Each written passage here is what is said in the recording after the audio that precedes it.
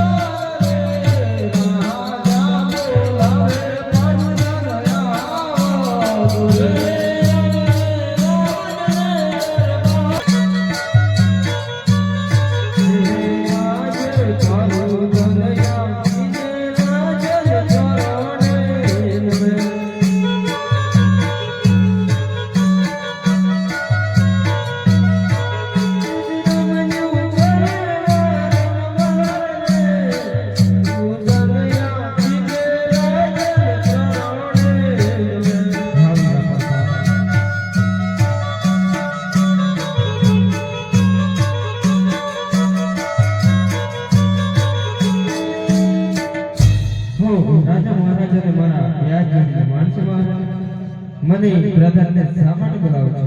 હમીરા પ્રધાન તમને બોલાવવાનું કારણ એ છે કે આપણા રાજ્યની અંદર શું ચાલે છે અને શું ચાલી રહ્યું છે વીરા. હો મહારાજા, આપણા રાજ્યની અંદર એક નાનકડું સરોવર છે. વાહ પકડી બેડા પાણી પીરાય એટલે સુખ શાંતિ ચાલે છે. હમીરા પ્રધાન આપણા રાજ્યની રૈયત કેવી રીતના જીવન ગુજારી રહી છે? હો મહારાજા, આપણા રાજ્યની પ્રજા સુખેથી ગુજારી રહી છે. શું વાત કરો છો વીરા પ્રધાન? હા મહારાજા. ઘોડીલા તૈયાર કરો, બાગોની અંદર ફરવા જઈએ વીરા. સારું તો મહારાજા. હરે આજ રાજાને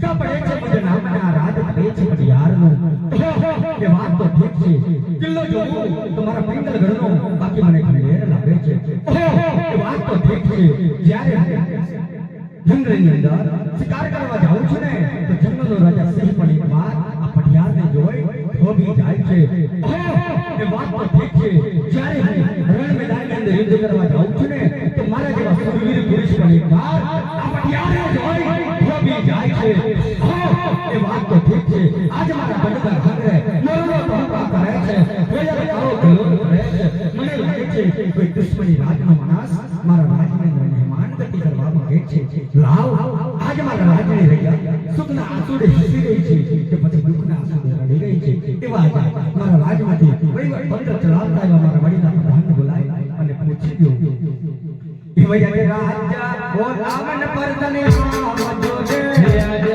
રાજા બોલાવે પરતને આવજો દે આવો યા મને દરબાર આવો પિંગલગઢ દરબાર આજે રાજા બોલાવન પરતને આવજો દે આવજે આપણે દરબાર આવજે પિંગલગઢ દરબાર રાજા બોલાવે પરતને આવજો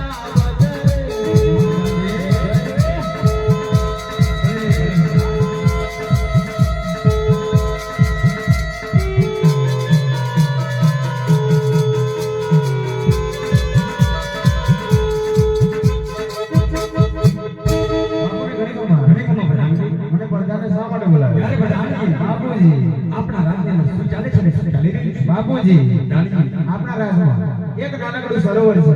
તેમાં વાઘ અને બકરી ભેગા પાણી પી રહ્યા છે. શું વાત કરો છો પ્રધાન? હા, બાપુજી. પ્રધાનજી, બાપુજી. આપણી રાજ્યની રહ્યા સુખના આંસુડે હસી રહી છે કે પછી દુઃખના આંસુડે રડી રહી છે? બાપુજી, પ્રધાનજી, તમારા જેવો રાજા હોય ને મારા જેવો પ્રધાન હોય ને તો આપણી રાજ્ય પ્રજા સુખના આંસુ હસતી હોય. પ્રધાનજી, બાપુજી. હંમેશા રીતે એવું જ ચાલુ હતું. એવું જ ચાલશે. પ્રધાનજી, બાપુજી. આપણા ગઢના કાંગરે મોરલો ટહુકા કરે છે, શું વાત કરો? કોયલ કાળો કલોલ કરે છે. કરવા દો બાપુ, આપણો શું વાંધો પડે? મને લાગે છે કે કોઈ દુશ્મની રાજનો માણસ આપણા રાજની અંદર મહેમાન ગતિ કરવા માંગે છે. મહેમાન નથી કરવાનો. હા પ્રધાન, તો આપણે રાજના કડક પ્રતિક્રિયા કરવાના છે.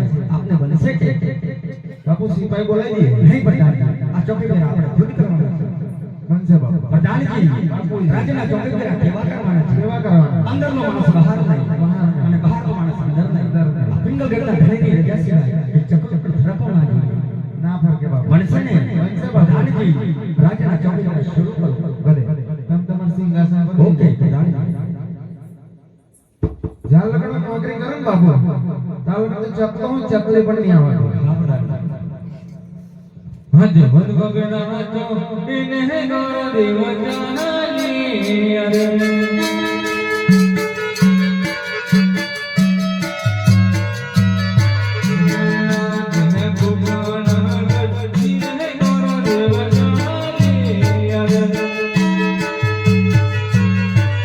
પાણી આ ભૂંગળામાં નીકળી જાય.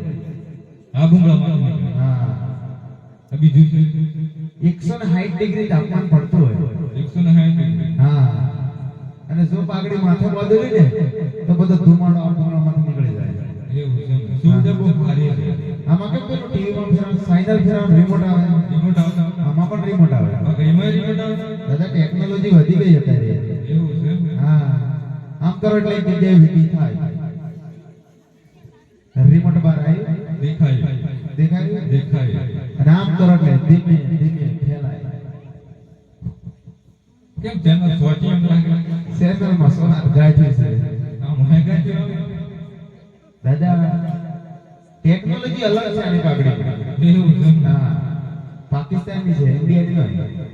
મને તો ગુજરાત જ લાગે. દાદા તારે મંગાવી આપણા રજવાડામાં ઉના આ બધી તમારા રજવાડામાં કામ લાગે. અમારે આવી આવે માથે બધું એમ નામ. દાદા ઓનલાઈન ઓર્ડર આપો. ના, આપણે ઓર્ડર આપવાની જરૂર નથી. આ તમે ઓનલાઈન મંગાવી? બાપુ લાયા છે. ઓનલાઈન લાગે કે ઓફલાઈન લાગે? આ તો એકવાર આવી ગઈ એટલે બીજી વાર ઓનલાઈન માં આવી જાય. સેમ્પલ નો ફોટો નાખી દો ને હવે દાદા જવાનું થાય કે નહીં થાય? નકર આ બધું અંધારા પર ઘોણ આવી નાખે હમણાં. જવાનું થાય પણ એકવાર અંદર જવાનું થાય. અંદર જવાનું છેલ્લી વાર. છેલ્લી વાર. બરાબર? બાપુ માને તો ઠીક. નકર આયા તે રસ્તે ચાલ્યા જશે બરાબર બાપુ તો નિંદરમાં છે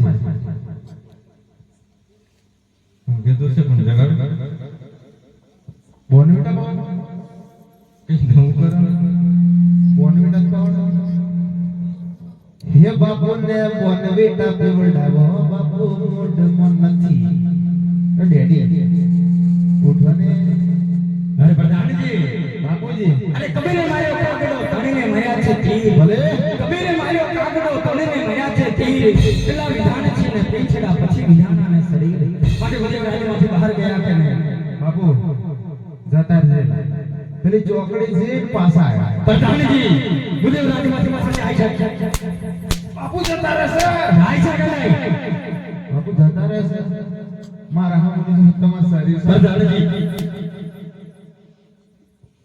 બાપુ ખાવાનું રાખો તો મેથીના લાડવા દાદા અંદરથી કઈ અવાજ આવતો આમ તો આ તો ગીત સંભળાતું બાપુ જતા રહેશે કઈ જતા રહેશે નવી ટીમલી બહાર પડી હા જતા રહેશે બાપુ જતા રહેશે નવી આવી એટલે તારે જવું કે નથી જવું રમણ